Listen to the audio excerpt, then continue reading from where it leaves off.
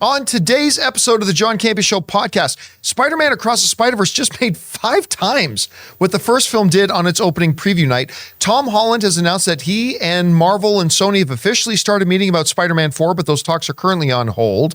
The Netflix shareholders have just sent a pretty big rebuke to the Netflix executives, voting down their pay packages. Fast X is going to get a companion buffer movie with Dwayne "The Rock" Johnson between it and Fast 11. Also, some rumors about feuding between Vin Diesel and Jason Momoa. Also, Netflix has announced that we're going to get our first look at Avatar: The Last Airbender live action pretty damn soon. That and a whole bunch more. The John Campea Show starts right now.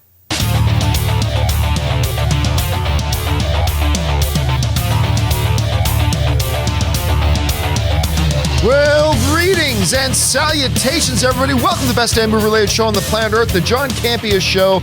I am, of course, your host, John Campea, and this show is brought to you in part by our friends over at Mint Mobile. And it is an awesome honor and privilege, as it is every day, to have you, our international friends, gather around as we talk about our favorite things in the world, movies, movie news, TV, and streaming, giving you not just our opinions, but also giving you information and context so you guys can form your own well-informed opinions, whether they're the same or completely different from ours. Joining me in studio today, we got Ray Ora. Hey. Jonathan Voiko's here. Good morning. Chris Carr is here. Hi. And most importantly, you guys are here. Thank you so much for making this podcast a part of your day. And here's how today's show is going to go. We break it into 2 parts. We start off by talking about all those predetermined topics. Then in the second part of the show, we take questions from our YouTube channel members. If you're listening to this in podcast form, we have a YouTube channel, and over there we have channel members. And we ask our channel members to send in topics and questions, and we will get through just as many of those as we can in the second part of the show. Okay, guys. That down, let's get into it here, shall we? Spider-Man Across the Spider-Verse is now out.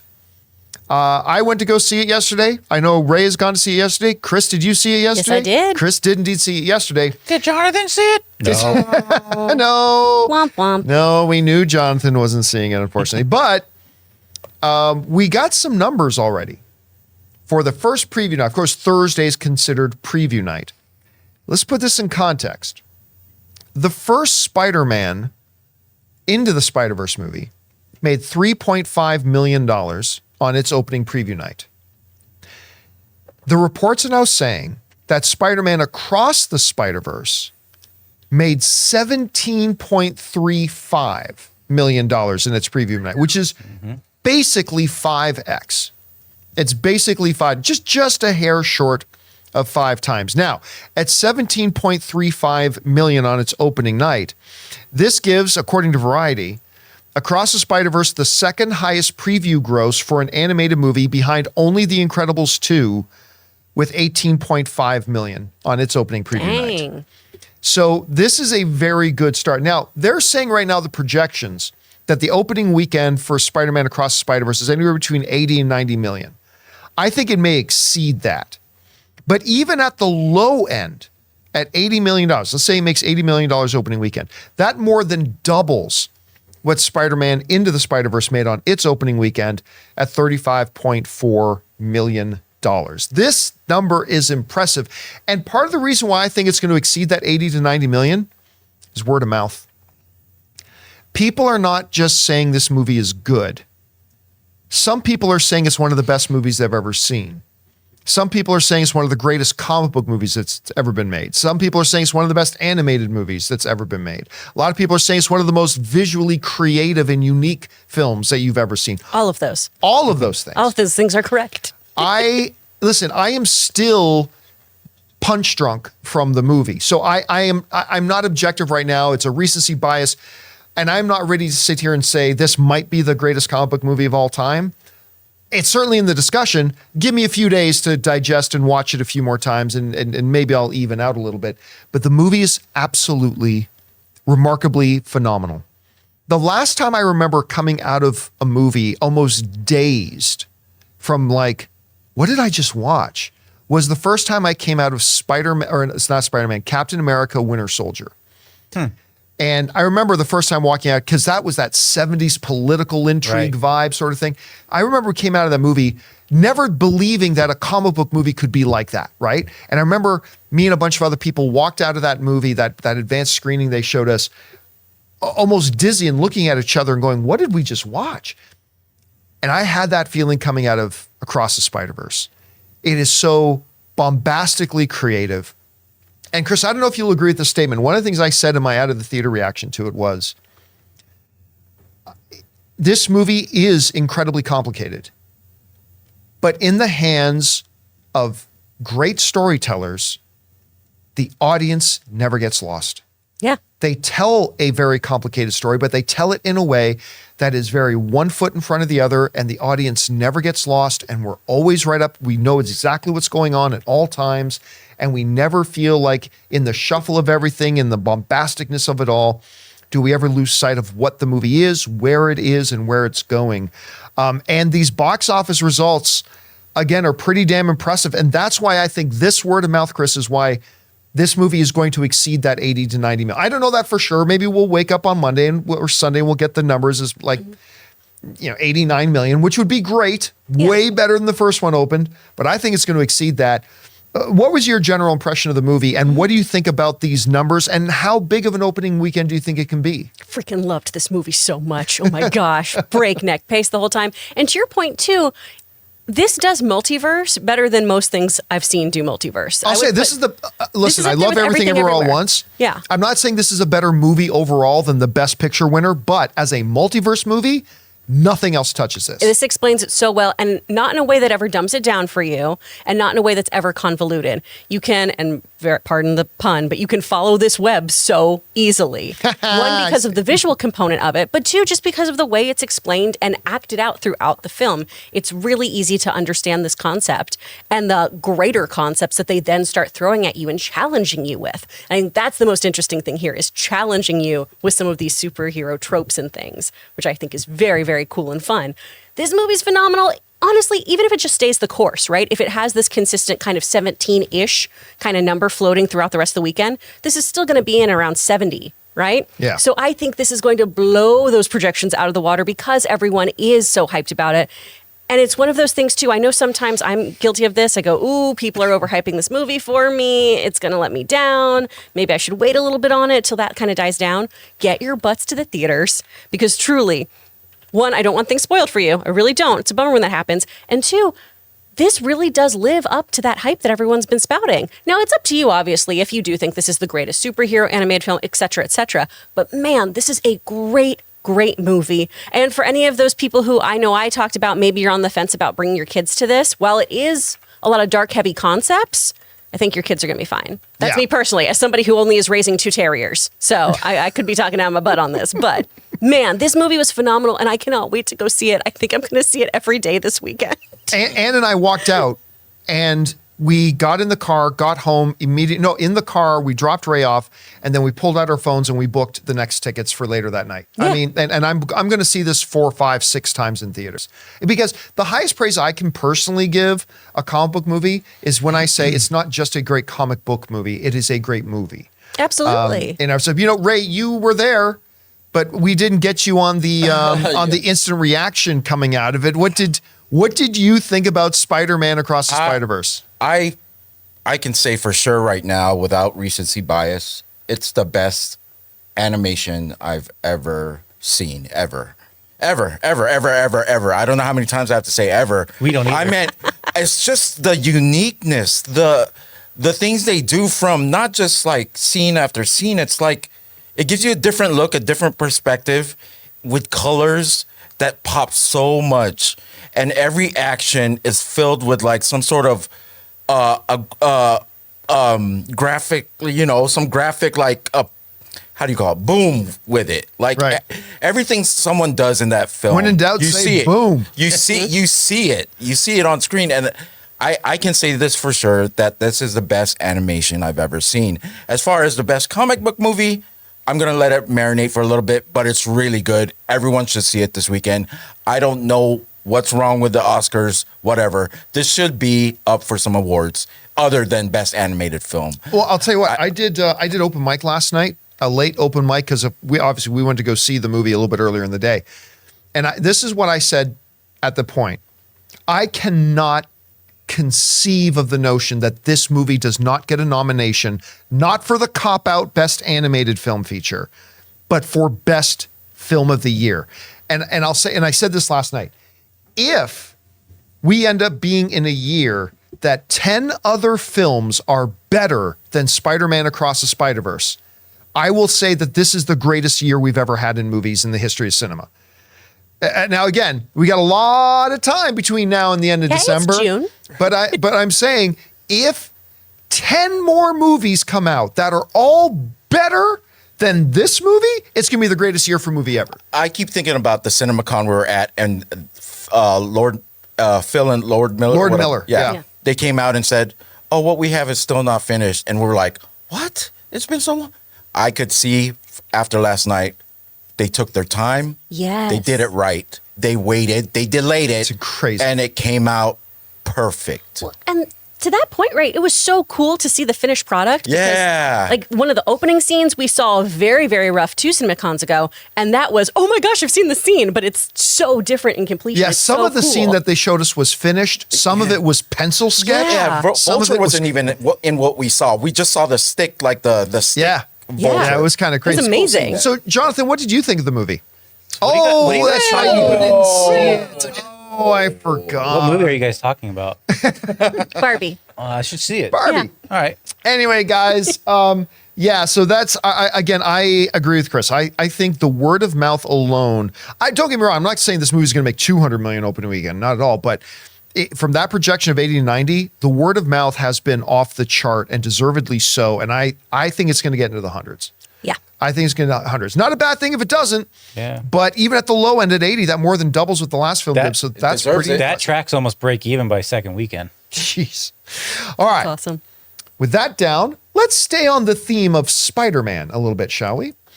Of course, we were talking about this a little bit earlier. We made a video about this one a little bit earlier on the show.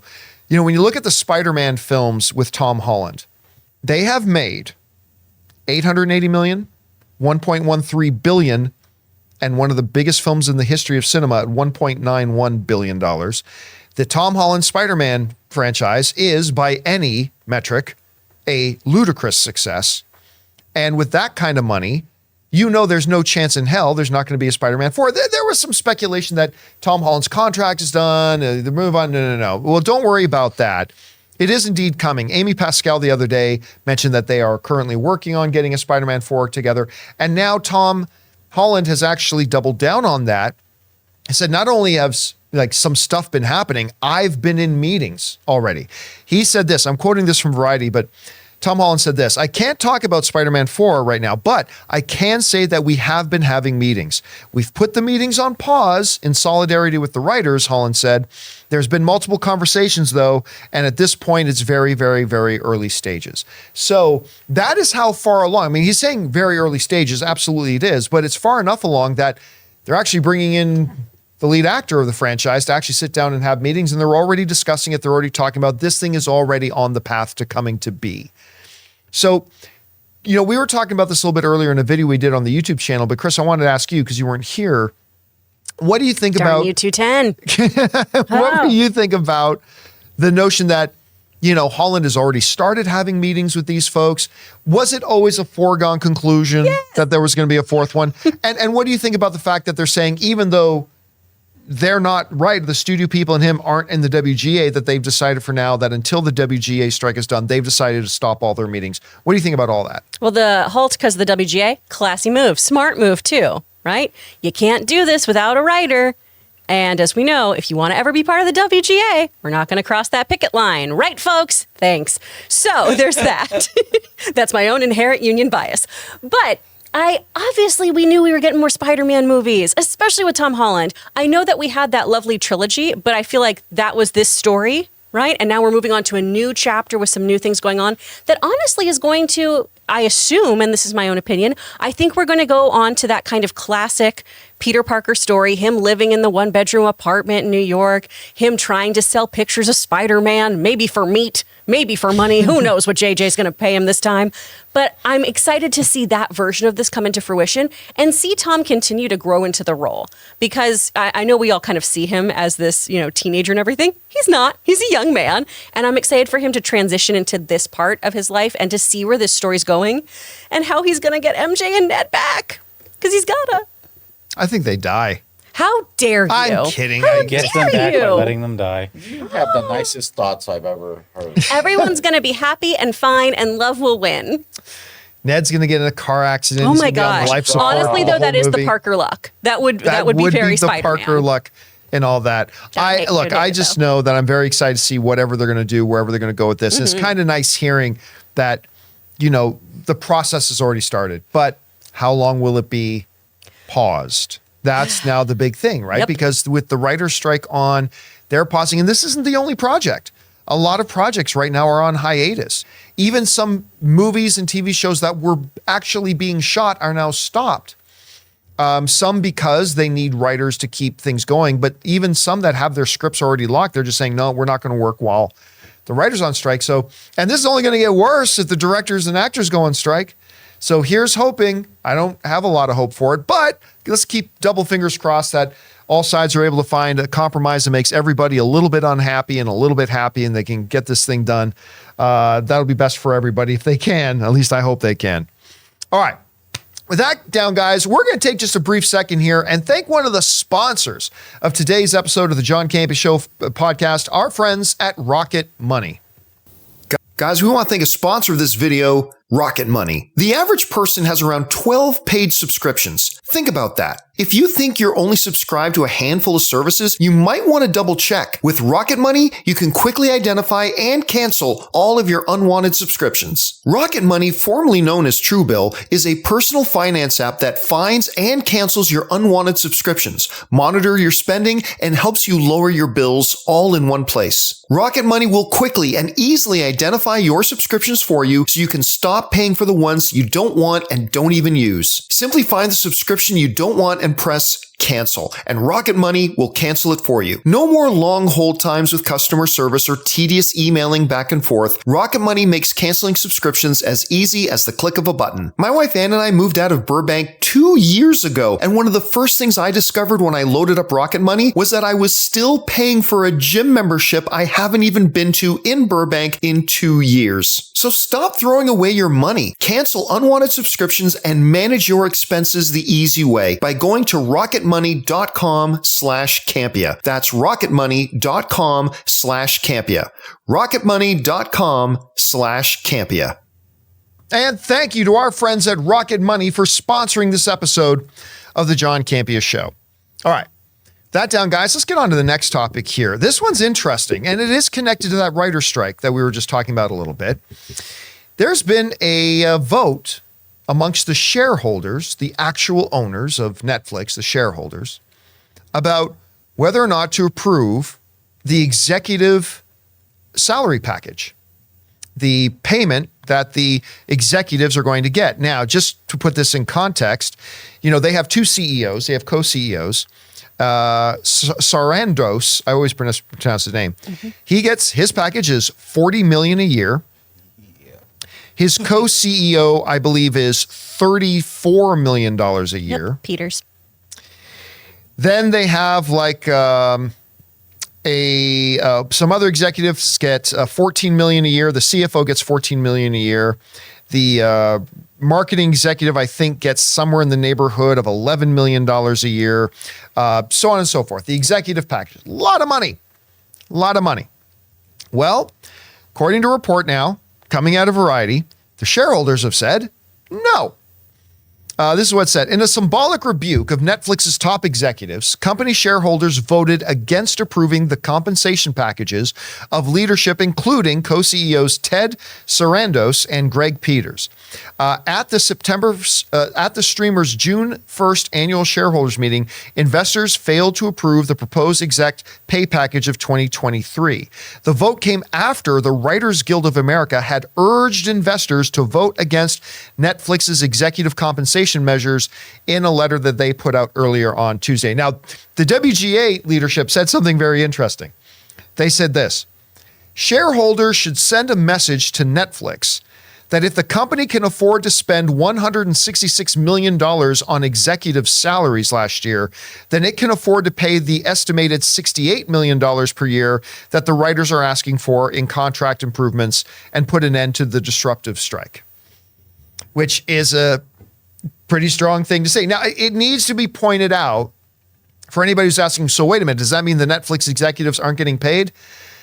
No. No, they're getting paid. They're still going to get paid. The vote was symbolic. It's actually the executive board has the ultimate authority to approve the pay packages. And even though the shareholders have voted no, they're still going to get their salary packages. But still, it is a very public rebuke by the shareholders. And because there have been a lot of reports out there that Netflix is actually in the AMPTP, the Producers Guild, the ones that are, negotiating with the WGA, the Writers Guild, that within that Producers Association, Netflix is the signatory, according to some whispers, that's really being the holdup. They're the ones that are fighting hardest to try to get as much from the writers as they can, which kind of makes them a little bit of a big, juicy target, I would think. So, by the way, let me say this right up front. I do not agree with the economic assessment that if you can afford to pay $166, you can also afford to pay another $68. Ooh. That's not the right wording, but it is symbolic. It's like, look, Netflix, you are making a lot of money. You are the big holdup here, and the shareholders have spoken. We don't even think you guys should get paid right now until you get this thing worked out. Again, it doesn't have any force, but it's the first real big public rebuke by shareholders on a matter like this. Chris, you are a union member, not the WGA, but SAG, and they could be following along closely here soon. What do you think about this, granted, symbolic move, but might be a move that, even though it's only symbolic, could have some teeth? What do you think about what they did here? Absolutely do think it has some teeth. I think this is really, really a great move, because I disagree. I think that if you can afford to pay these executives that much, you absolutely can pay these writers this much. Well, you're out of money now because you paid the executives $166 million. You don't have 68 left. I keep thinking of Conan used to do this segment where he had one of the executives from his show where he'd go, "Show me what you do here. Show me what you do." And it was this guy being like, sometimes I have to approve this stuff. He's like, you do nothing. You do nothing here, and how much are you paying? And I know that's a very blanket statement, and a lot of it was done for comedy, but I always think of that when I see these comparisons. Because CNN also released some numbers, too, about how the median employee at Netflix, right, when you take everything, the median number there for salaries is around $218,000. But what that means is there is like the disparity between the executives and your normal middle class worker is like 234 to 1. It was some bananas discrepancy of just these executives are making money hand over fist, and you have to have the content to make that money. So why aren't you paying these people that? So there's that. But obviously this move is all about optics. If you are looking at this, and I will say more people know about the writer's strike than I think a lot of our kind of typical movie news around here. That seems to be something that a lot more people are aware of, just because it's been talked about by political figures. It's on Twitter a lot. It seems to have a little bit more of a broader audience in terms of what movie news people usually know about. And if they approved of this, and I know it is a symbolic thing, but if they had approved of this, that would have looked terrible. Everything the WGA letter pointed out would have rung true of just, hey, this is not a good look to approve of $1 billion or $1 million packages when we're not paying our writers who are now in their 5th week of striking. It's interesting, though. The one mistake I think the WGA is making here, and it can be easily corrected, is trying to win in the court of public opinion. Because unlike a lot of other things in life, I don't think the Producers Guild cares one squirt of piss what the public thinks. I really don't think they care at all. Well, it's not the Producers Guild, though. It's the Alliance. Right. Sorry, the Alliance, I should say. Yeah. It's not the PGA, correct. Yeah. It's the Alliance. Where the WGA is going to have its power is, unfortunately, it's going to be a war of attrition. They're going to have the power once these signatories on the producer side start to get hit financially. And when their movies aren't making, when they have content that they're not delivering and things like now, where there's always a gap between when something happens in the movie industry and then when you actually feel the effects of it. There's always that gap. And I think the WGA leadership knows that the way you really do put pressure on the signatories of the producers here is going to be in that war of attrition. It's not going to be with public opinion or whatever, but it is certainly embarrassing when you have your shareholders say no.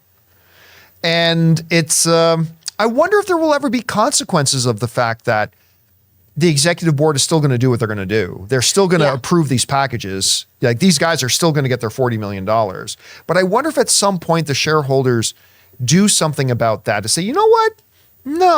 No, we do need to have the power with the shareholders here to yes or no. Don't get me wrong. Day-to-day operations can't be in the hands of shareholders or else nothing will ever get done. But I wonder if something like this will bring that more into light. Well, yeah, because it does seem like this kind of ridiculous thing. Last year, in 2022, only 27% of the shareholders approved of the last pay increase. Yeah. So it's so completely arbitrary that it is just something that makes a headline, and we all know about it of, those shareholders aren't too happy with this, but then they still did it. I don't know. It's like telling a kid that they can't play video games, but then they just go up to their room where there's a PlayStation 5. Yeah, and you know why they're probably not going to make too much noise? You remember last year, it was a big deal. Netflix literally lost about $45 billion in one day. Yep. There was one day where they lost like half of their market cap. They lost like $45 billion in a day. They've gotten it all back. And that makes the shareholders happy. And while the shareholders, and I'm happy that the shareholders made this symbolic gesture, and I hope some more pressure comes to bear as a result of it. They're not going to do much else, though, because at the end of the day, Netflix is making the money. And it's going to be it is what it is. Anyway, be curious to know what you guys think about all that. But again, I think it is embarrassing if you're Netflix that your own shareholders resoundingly, rebuke you like this. Let's see if it actually has any impact. All right. With that down, let's talk about this. We'll kind of wrap a couple things into one thing here because there's a couple of Fast and the Furious stories here to discuss. First of all was one that dropped yesterday as we were recording yesterday's episode of the John Campea Show podcast. And we didn't have any time to talk about it afterwards because we went to go see Spider-Man. But Dwayne Johnson is back in Fast and Furious, which everybody already knew because of the post-credit scene in Fast X. But apparently now we know why he was in a post-credit scene in Fast X. It's not so he can be in Fast and Furious 11. It's because they're doing a spin-off film that they say, quote unquote, bridges the gap between Fast X and Fast 11.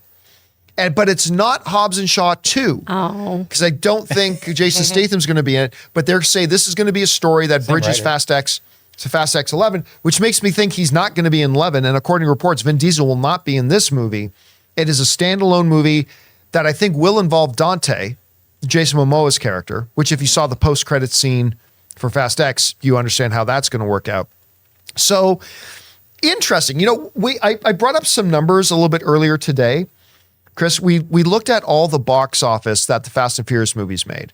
And we said, it's not a coincidence that all the biggest numbers are the ones that had Dwayne Johnson in it. And then for a comparison, we put up the two movies that came out close to each other, Fast 9 and Hobbs and Shaw, the spin-off movie.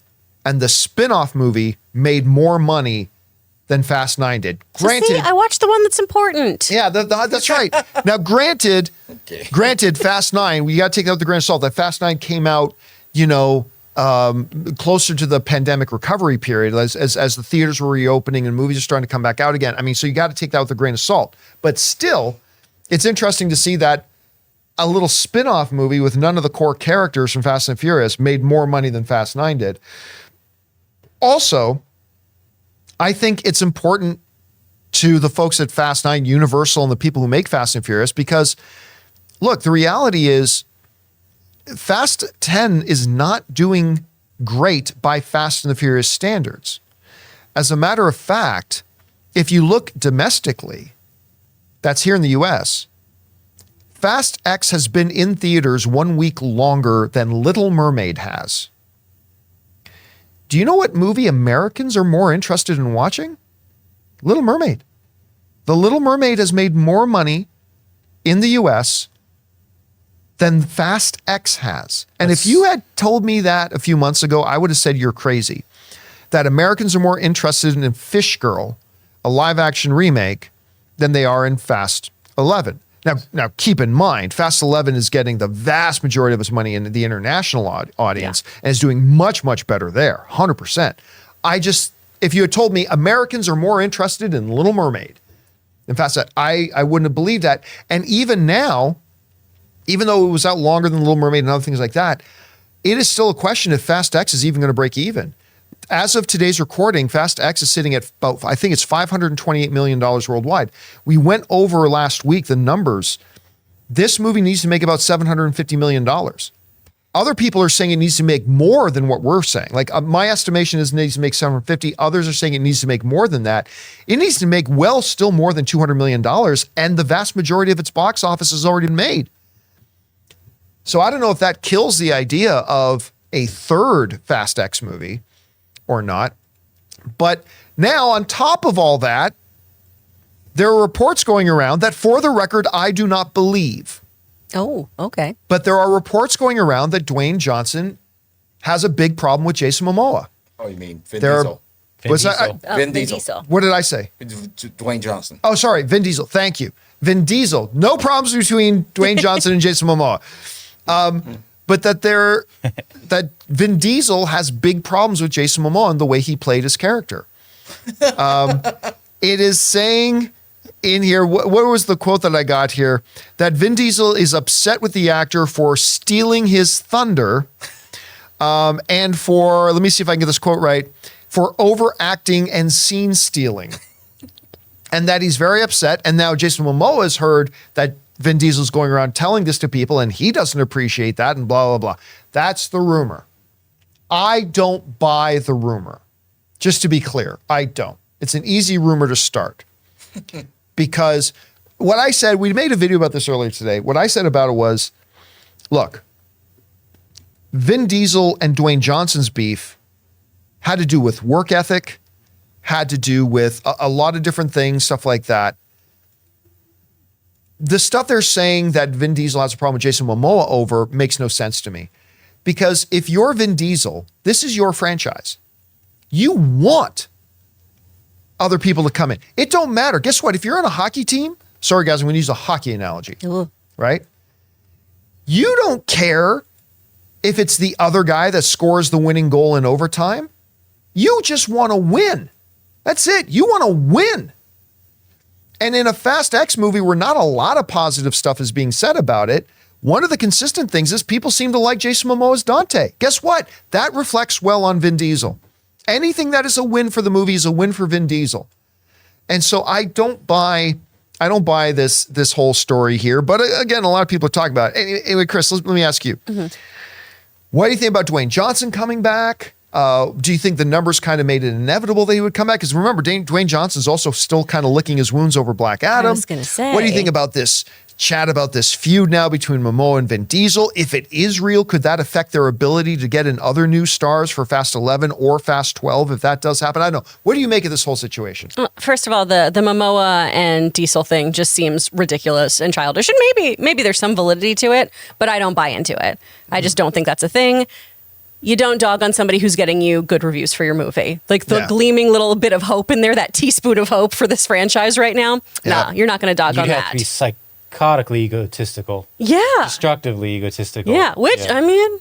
But then you wouldn't be making any movies Exactly, anytime that's soon, 'cause Like, everyone's your enemy. If you were that insecure, are you bringing in a Jason Momoa? Are you the bringing first in that place? delightful golden retriever energy? Yeah. No. Yeah, He could spend his time you're anywhere that, else. Are you even bringing them in first? No, you don't go out and get an Oscar winner to come in and be in your movie. You don't go out and get all these people who have much bigger, more Several respect Oscar in the business. winners. You do it because it looks good for your franchise, and if it looks good for your franchise, it looks good on you. Exactly.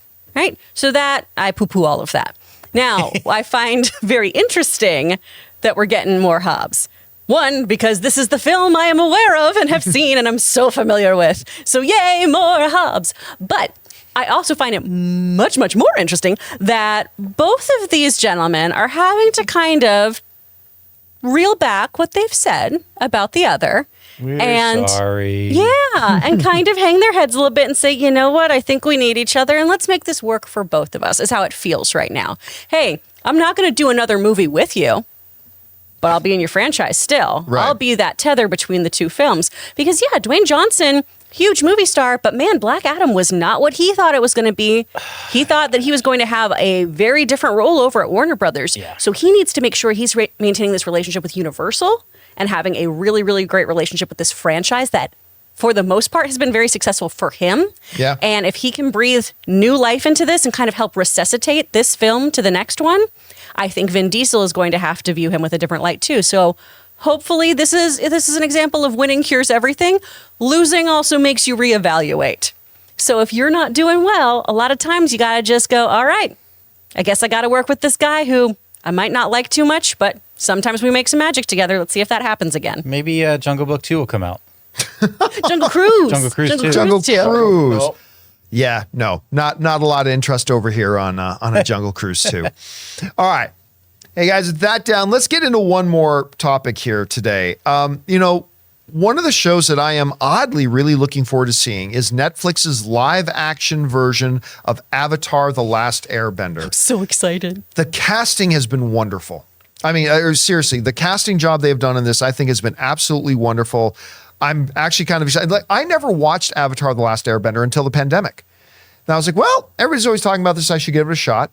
And while it leans a little more childish, as the seasons progress, it's actually really well done storytelling. And I found myself really quite enjoying this series. Anyway, now that we've known for a while that they've got this live action adaptation, and we are going to actually get our first little look at it sooner than you think.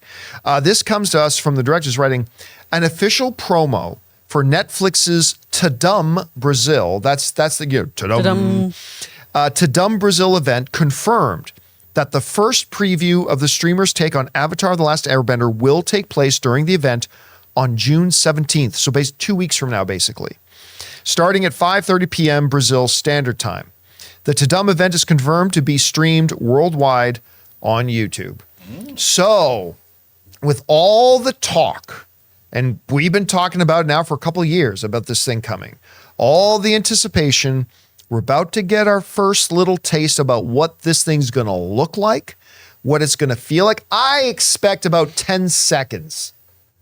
I don't think they're about to drop a 5-minute preview. I think it's probably going to be something very brief, a couple of quick shots, a few lines of dialogue, 10, 15, 30 seconds tops, whatever. Maybe we'll get lucky and it'll actually be a legitimate 5-minute preview, but whatever. We're about to get our first look at it. And I got to tell you, my hopes remain high because other than HBO, I think the most consistent, high quality television show producing outfit out there is Netflix. They suck shit at making live at their original movies. They're awful, but their programming, their television stuff, is top notch. Again, I think only HBO does it better than them. So I have a lot of hope for this, and I'm excited to see what we're getting here. Chris, between the two of us, you're the much bigger Avatar fan than I am. Oh, yes. But what are you thinking about this? Are you looking forward to this event? Where's your expectations been? What do you think? I'm so excited. I love Avatar: The Last Airbender so much. Nickelodeon gave me a steelbook of it. Really? Yes. I love it. I love it. I love it. I've read the novels. I've read the graphic novels. This is my fandom. I love this shit. So things like the live action film have hurt me. Yeah. No, that is one of the only films I've ever walked out of in the theater, and I did watch it at home and was very upset that I completed it. But this I do have high hopes for, even though the creators did step away from this one as well.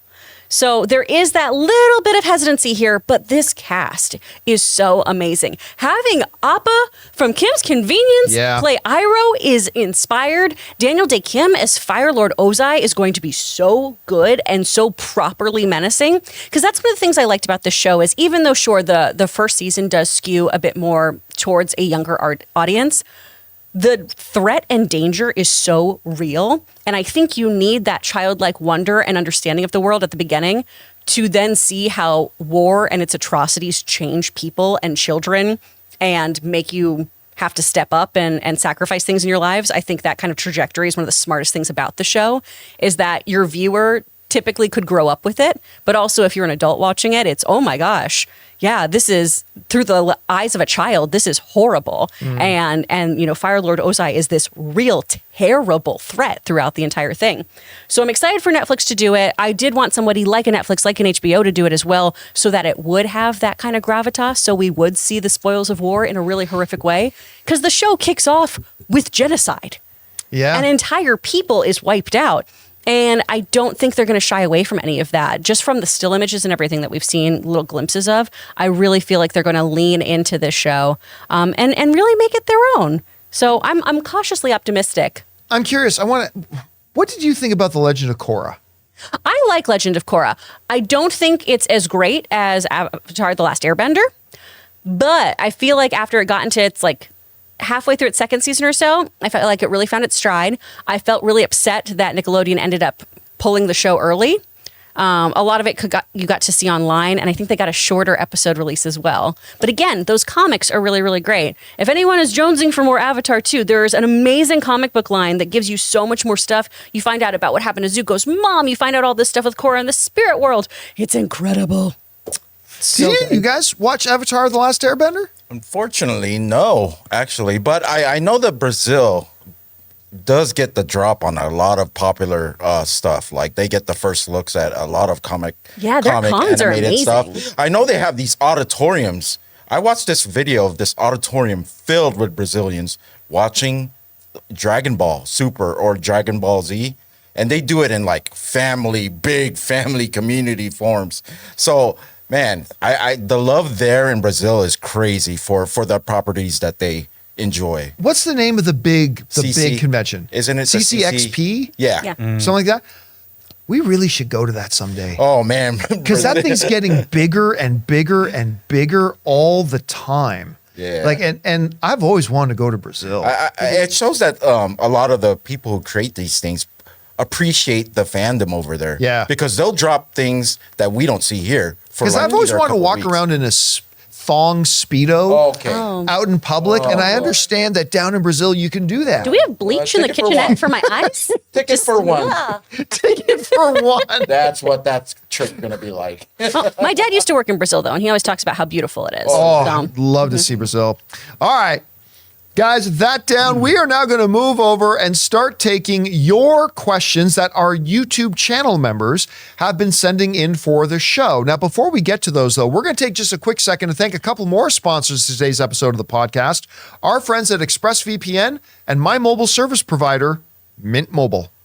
Guys, we want to take a second to thank a sponsor of this video, ExpressVPN. Guys, it is 2023, and online privacy and security has never been more important. You see, every device, phones, computers, tablets, has a unique IP address, which is like an internet phone number and reveals personal information about you. It's super simple for somebody online who knows what they're doing to find your IP address. If you've ever clicked on a sketchy link or opened an email from somebody you don't know, your IP address could become exposed. Now that's where ExpressVPN has your back. ExpressVPN is an app that hides your real IP address and replaces it with a dummy one, keeping you safe and private. And you don't have to be some kind of techie to use a VPN. Guys, it is so easy to use. Just download the ExpressVPN app on your phone or computer, tap one button to turn it on, and you're protected. And if you like your streaming entertainment, here's the coolest part. They let you choose what country you want your IP address to look like it's coming from. This is incredibly useful because services like Netflix and Disney Plus give you different shows depending on what country you're in. So secure your family's online activity and unlock tons of new shows by visiting expressvpn.com/Campea. Use my link and you can get 3 extra months free. That's expressvpn.com/Campea. Go to expressvpn.com/Campea to learn more. We want to thank a sponsor of this video, Mint Mobile. From the gas pump to the grocery store, your utility bills and favorite streaming services, inflation is everywhere. Seriously, make it stop. Thankfully, there's one company out there that's giving you a much needed break. It's Mint Mobile. As the first company to sell premium wireless service online only, Mint Mobile lets you order from home and save a ton with phone plans starting at just $15 a month. You guys know that ever since I switched to Mint Mobile, I've been saving almost 70% a month over my old phone plan. For people looking for extra savings this year, Mint Mobile offers premium wireless for just $15 a month. By going online only and eliminating the traditional cost of retail, Mint Mobile passes the significant savings on to you. All of their plans come with unlimited talk and text plus high-speed data delivered on the nation's largest 5G network. Use your own phone with any Mint Mobile plan and keep your same phone number along with all your existing contacts. Switch to Mint Mobile and get premium wireless service starting at just $15 a month. To get your new wireless plan for just $15 a month and get the plan shipped to your door for free, go to mintmobile.com/Campea. That's mintmobile.com/Campea. Cut your wireless bill to $15 a month at mintmobile.com/Campea. And thank you to our friends at ExpressVPN and Mint Mobile for sponsoring this episode of the John Campea Show podcast. Remember, guys, when you go check out and support our sponsors, you're actually supporting us. So if you look down in the description of this podcast, you'll find links and promo codes to all of today's sponsors. And again, thank you to ExpressVPN and Mint Mobile. All right. With that down, guys, let's get over and start taking the questions our YouTube channel members have been sending in. And first of all, to all of you guys who are members of our YouTube channel, thank you so much for being members and supporting our channel. So let's get to it. Chris, what do we got? From Chris Hamilton. Hi, John. Should MoviePass consider rebranding and change its name? No, I've thought about this. And while it is true, on the one hand, that there is a very icky, implications that come along with the name MoviePass because of the way the previous ownership kind of handled it and ran it into the ground. Fact of the matter is, you spend a lot of money to try to get brand recognition, and everybody knows the name MoviePass. And some people even remember it fondly. So I actually think the pros of the recognizability of MoviePass outweighs some of the negative connotations that go along with it. So actually, I think they should keep the name. All right, what's next? From Red One Real Talk, I've become Ray Aura at the theaters lately. Ready to sleep, active bladder, and dreading 3-hour films. So having fallen asleep at work, I was worried I might miss part of Spider-Verse. But my God, did this film keep me engaged. I was engrossed in every second of the action. Absolute masterpiece. I know. Ray was not sitting with Ann and I. I actually thought the movie was short. Really? Well, when you sleep, I was. it gets Yeah, really when you quick. No. No, it's moving. Not kidding. I actually was kind of happy when I walked in. I was like, they're not sitting next to me. No one's sitting next to me. If I happen to fall asleep, it's all good, But I was watching the whole time. There's so much going on that you can't fall asleep. And it was every a good single movie. shot is a work of art. Like every single Beautiful. frame, there's so much thought and imagination that goes into I it. meant the very first thing I thought about when I got out, I was like, I'm glad I got that Spider-Punk figure. I'm Yeah. glad I bought Oh, yeah. that one. I would trade I in my love that 2099. character. I would trade in my 2099 for How- Spider-Gwen. How was but your guys' audiences? So Ours excited. was good. And We had a mine clapped baby. at the end. There was a baby in our audience? You didn't hear it? I didn't hear it. Or it was like a little kid and it was talking. You didn't hear it. Well, no, I heard a little girl talking near the beginning of the film a Yeah, little but then bit. But it didn't become a bad thing, so it was all right. But our audience was actually pretty good. Overhyped. All right, what's next? From Ulatan.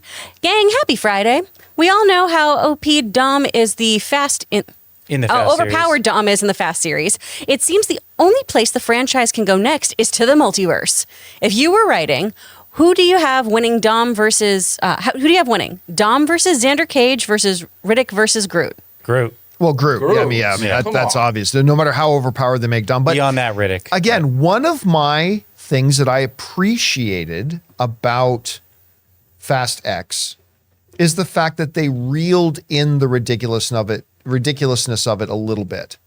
Again, I've said this a lot, but I feel like they took the nonsense level to Fast 7 nonsense levels instead of Fast 9 nonsense levels. Because Fast 9 nonsense levels was literally going into space with a car. I mean, come on. It's so fucking stupid. And then it's a question of, well, where do you go next after that? But now that they've reeled it back a bit, it gives me a little bit more hope for that. All right, what's next? From Ivan Rodriguez. Hey guys, finally can think of a question on time. What do you think would happen to the DCU if this Flash movie is as good as it is, would come out in 2018 when it was supposed to? Bring on the filthy. If it would have come out then. You'd still have the other movies to contend with. Yeah, I think it's a Terminator situation where, hey, even if you kill, who's the guy who created it? Dyson, who created the chip that went on to become Skynet. It will still happen, right? That's the problem. Even if this movie came out in 2018, that would have been a big hit and a big win for DC. But at that point, even by then, it was too little too late. Like, I think the The disease had set in, the thing was dying, and I think it would have been good. Maybe it would have prolonged it a little bit. But honestly, one of the big problems with DC is that they prolonged it too much. They should have pulled the plug on this years ago and gotten a head start on a new rendition of the DCU, which is what they're doing with James Gunn right now. But they should have got a head start on this by a couple of years. Instead, they tried to make it work even though they were beating a dead horse. They should have killed it earlier. And maybe if this movie came out in 2018, it just would have prolonged that death even longer. But yeah, it is what it is. I can't wait for people to see The Flash, though. It's so good. It's so good. All right, what's next? From B-Town, what up, OG Campea and the squad? Which is the better sequel, Spider-Man 2 or Into the Spider-Verse? Love to hear your opinion, even though the movie just came out. It's too early. It's too early. Listen, Spider-Man 2, I think for many years was considered by a lot of people to maybe be the greatest comic book film of all time. But I don't think it's been considered that for a number of years now. It's in a lot of people's top 10 for sure. Right now, I'm still in the afterglow of Across the Spider-Verse. I mean, so yeah, right now I'm thinking, hey, this could be the greatest comic book movie of all time. And I don't know if I'm going to actually think that 1 week, 2 weeks, 3 months from now. For right now, still admittedly, giant asterisks, I'm still in the afterglow. I'm still punch drunk from it. I will say Across the Spider-Verse is the better sequel, but it's close. And by the way, for those at home keeping score, Sony has now made the 3 best Spider-Man movies. Spider-Man 2, Into the Spider-Verse, and Across the Spider-Verse. These are the 3 greatest Spider-Man movies, and Sony made them all. But for now, I'll say Across the Spider-Verse. Chris, what do you think? I mean, granted, you are still also punch drunk from just watching. We just saw it. We just had the experience. But if you had to say right now, and I give you the right to change your mind later, but which is the better sequel? As of right now, I feel like Spider-Verse is. Yeah. Yeah. Because there's one thing I love about the second Spider-Man movie, and it's Alfred Molina. Yeah. That's the big thing that sells it for me. And that's a great story and everything. PlayStation did it better. If we had Alfred Molina doing that story, oh my gosh, whole other conversation. But yeah, this I think just, it's incredible. It's incredible. I'll have to rewatch both though and see how I feel about it. All right, what's next? From Amin, Guardians 3, Flash, and now Spider-Verse. Looks like comic book films are back on the menu, boys. That was a really bad orc. I should have done better. Back on the menu, boys. Shaping up to be a great year. Harrison? Yeah. Get off my plane and go see these movies. Shaping up to be a great year. Although I'm hesitant about Aquaman and Echo, I'm confident the Marvels, Blue Beetle, and Secret Invasion will all be great. I'm glad you're that confident. I mean, Echo's not a movie. Secret Invasion's not a movie. You know, I'm focused more on the movies. Look, I don't know what's coming later, but Guardians, Across the Spider-Verse, and Flash are all going to prove, Guardians already did, but this proves definitively, these rumors and nonsense of, oh, the audience has superhero movie fatigue. No, they did not. There's no such thing. The audience has mediocre movie fatigue. Mm-hmm. And that's, we've been getting, there have been some great things, yes, but we've been getting a lot of mediocrity from, you know, every corner of the comic book movie world, whether it's DC or Marvel or whatever. And that's what people get tired of. As soon as Guardians 3 comes out and is great, all of a sudden we see people paying attention again. This Spider-Verse movie is at minimum going to double what the first one did. And while I don't think The Flash is going to be $1 billion film, in a world right now where DC movies are making less than $150 million per film, when you're looking at Shazam 2 and under $400 million with a Dwayne "The Rock" Johnson starring Black Adam, this movie's going to make a lot of money compared to those two. Again, it just proves it. There was never a such thing as comic book movie fatigue. It's mediocre movie fatigue. And when the movies are great, the trend goes upwards. And whether or not it carries that on with Blue Beetle or with the Marvels or with Aquaman, don't know. I just know that right now, I've seen 3 incredible comic book movies in a row. And it's been a while since we've been able to say that. All right, what's next? Oh. Oh, there we go. From Gannon, do you recommend people rewatch Into the Spider-Verse before seeing the new one? Yes, not completely necessary. I was actually talking to a friend of mine in a car drive on the way over here. He goes, hey, he said, it's been a while since I've seen the first one. Do I need to go back and watch it again? I'm like, here's the thing. The parts that are important to remember about the first film are flashbacked in this film. So you're never going to feel lost. Do you need to go back and watch the first one again? No. Do I recommend you watch the first one again? Yeah, that would probably be good. I think you would benefit from it, but you're perfectly okay if you don't. Perfectly okay if you don't. All right, what's next? From Nathan Barron, Spider-Verse was incredible. I also saw The Boogeyman, which surprised me because it was actually good. Okay, Nathan. I looked up the Rotten Tomatoes score after and saw it being pretty well received by critics as well. You should check it out. I didn't even know it came out. Yeah. And I want to see this movie, but it's been completely camouflaged by Across the Spider-Verse. I've been tunnel visioned on Spider-Verse. I didn't even realize Boogeyman came out this week. Ray and I saw it. Yeah, for sure. You guys saw that. But I do want to see this. I think it looks actually pretty fun. All right, thank you for reminding me. I totally lost sight of it in all the haze of Spider-Verse. Like I'm such a big weenie, and even I was like, this just isn't good. Yeah. I was just annoyed. That's the one you saw at CinemaCon. Yeah. I thought it was a different one you saw. No. Oh. Which I will say, the Boogeyman's design, particularly once you get to the third act, very cool. But I was so bored. But you know what? I forgot that was the same one. one. I heard a number of people, I skipped out on the screening of it, but I heard a number of people at CinemaCon say they didn't really like it that much. So, okay, but I still want to see it. I still think it looks good. If you liked it, that's awesome. All right, what's next?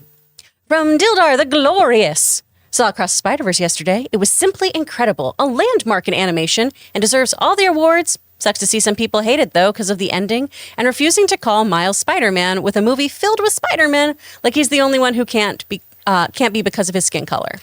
Very, very, very small group. I don't see that very much. I was going to say, I haven't seen people reacting that way. I have a little bit, but it's it's such a tiny piece, not even worth discussing. Yeah. The ending, I know, is something that a lot of people were like, what? When it ended, including my husband. Yeah, well, of course, because it is directly tied into Beyond the Spider-Verse, which is coming out. So I do have to say, without spoiling anything, when everyone had that kind of what in the theaters, it was, this is the second movie in a trilogy. What did you all think was going to happen today? Yeah, I won't go into it. Yeah, but we should go in. It was quite. Hey, and we will go into it on Sunday with an open spoiler discussion. Make sure you guys check that out. We will be doing a live streamed open spoiler discussion of Spider-Man Across the Spider-Verse. Make sure you guys come back and join us for that. All right, we got time for two more. What's next? From Dante Serecchia. Obviously, no spoilers, as I have not seen Spider-Verse 2, but with the preview night breaking all the records, and now that you've seen it, do you think this movie has a chance to reach the $1 billion mark? Thanks, John, and bring on the filthy. Impossible to say before I see the opening weekend numbers. I've always said no. I don't believe this thing. Look, the first one also made under $400 million, right? So and the reality is, unfortunately, there's just too many people that look at animated films without the due respect that it deserves. This is a very stylized movie, which means for a lot of people, that's awesome, but some people don't appreciate really stylized movies and all that kind of stuff. I don't see it making $1 billion, but I will never be happier to be wrong if it does. But I just don't see it. And it doesn't need to make $1 billion. That's the beautiful thing about this film. It doesn't need to make $1 billion. As long as it can beat out the first film, I think everybody over there is going to be really happy. It deserves it. It totally does. 100% deserves it. All right, what's next?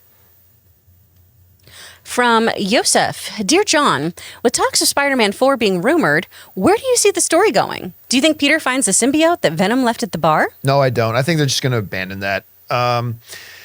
Who knows? Like we literally would probably have 8 other MCU films that come out between now and when a Spider-Man 4 will come out. So we have no idea what even the state of the MCU is going to be.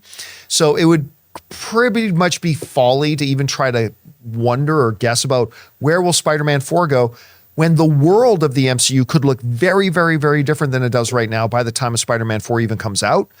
And even though they're already talking about it, I don't know this. Just be clear. This is just me speculating. This isn't a fact. This is just me speculating. I don't see this Spider-Man 4 movie coming out before, say, Kang Dynasty. So again, we have no idea even what the status of the MCU is. So it's really, really hard to say. All right, guys.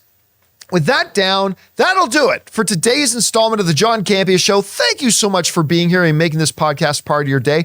Big special thank you to all of you guys who are our YouTube channel members for giving us all these questions. Number one, just for being YouTube channel members and supporting our channel. We appreciate that very much. But number two, for giving us these great fun topics for us to discuss. Don't forget, guys, have a wonderful, safe weekend, and come on back on Monday when the John Campea Show podcast returns. And once again, this Sunday, we will be doing an open spoiler discussion for Spider-Man Across the Spider-Verse. You got a couple more days to get yourselves out there. Go see this movie. I'm going to go see it a third and fourth time, and we hope you guys will join us then.